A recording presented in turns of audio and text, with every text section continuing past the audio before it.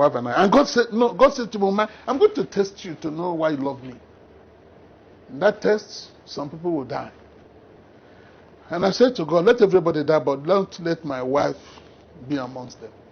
I have a traveling ministry. She's a pillar of the family and the ministry. If you remove her, everything will collapse. I begged God to change that proposal. He refused. So on the 12th day of September 1985, 5 a.m., armed robbers came to my office, removed every equipment, every furniture in the office. And God said to me, everything they have removed from your office be given to them as a gift. Don't fight any of them. I am the hand behind what is happening. I said to God, that's not how we operate in Nigeria. When somebody robs you and you have influential friends, you call them to fight for you. And God said, no. Unless I approve, nobody can lay his hands on you. So I told my wife, this might be the day God was talking about. You drive one car, I'll drive the other car. And my wife said, no, I am pregnant, and we'll have a driver paid to drive. Let him drive. The driver drove into a river on my way to my village, and the car somersaulted in the air and went into the river with the roof and the 4 tires up, with my 2 children in that car and my 2 cousins also. When I dived in to bring the children out, my wife also dived in. She doesn't know how to swim.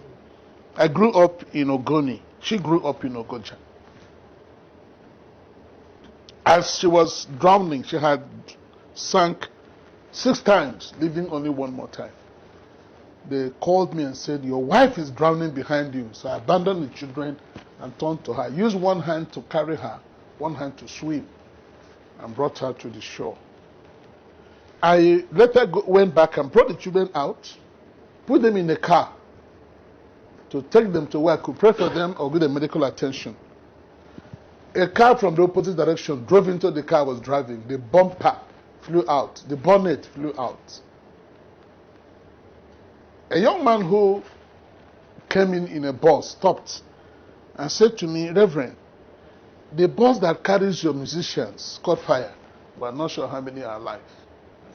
The same day. I remember God said to me, on that day I will not answer your prayer. I want to test you. So I said to my wife, there's nothing we can do. God had already overruled, so let's go. But the next morning I went to preach. Reverend Obase, an in-law to Dr. Wakama. I didn't know how he got to the church. He said, you're not emotionally fit to pray or preach that morning. And I told him, you are wrong, sir. Every one of us will go over to the other side of life. No man is allowed to remain on the sunny side of life. Jesus said to his disciples, go over to the other side.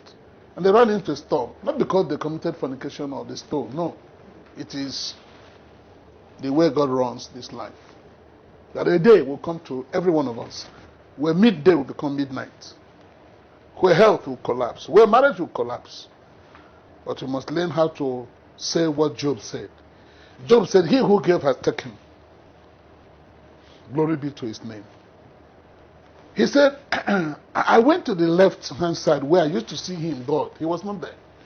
I turned to the right, he was not there. But he knows the way that I now take. When he has tried me, I shall come forth like gold. In 1986, while I was preparing for Greater Ibadan for Christ Crusade with 6,000 first choir, God said to me, for handling that accident well, I'll now give you an anointing that will attract 100 angels to go wherever you go. And whatever you open your mouth to say, I shall do it.